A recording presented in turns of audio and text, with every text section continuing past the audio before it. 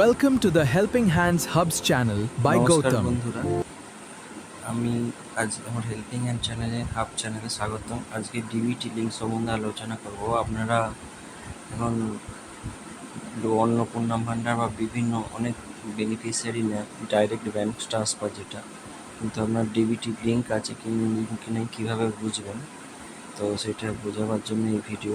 এটা দুভাগে দেখা যায়। একটা হচ্ছে এনপিআই এর ওয়েবসাইটে যাবেন, এনপিসিআই। এখানে গিয়ে মেনু থেকে আপনি কাস্টমার অপশানটায় যাবেন। কাস্টমার অপশান থেকে আধার ম্যাপ স্ট্যাটাস, তো ওখানে গিয়ে আধার নাম্বার, আপনার ওটিপি, মোবাইল যে নাম্বার মোবাইলের সাথে আধারের সাথে লিঙ্ক আছে, ওটিপি ক্যাপচা এগুলো দেবেন। এখানে দেখাবে যে আমার অ্যাকাউন্টটা লিঙ্ক আছে কি না। এছাড়া আপনি আধারের ওয়েবসাইটে গিয়েও এখানে স্টেপ বাই স্টেপ দেখানো আছে, দেখুন।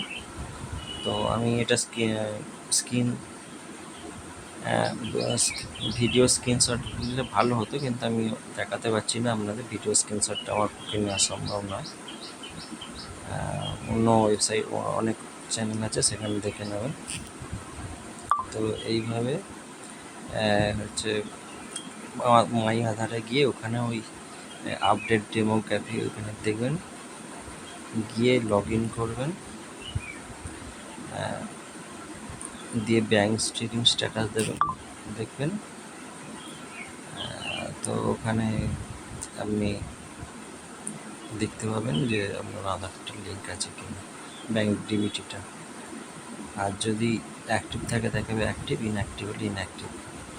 আর যদি অন্য অ্যাকাউন্ট চেঞ্জ করতে চান, সেক্ষেত্রে সেই আবার এনপিসিআই এর ওয়েবসাইটে যাবেন। এখানে যেমন ছিল ম্যাপিং ছিল ব্যাঙ্ক অ্যাকাউন্ট, তো ওখানে আপনার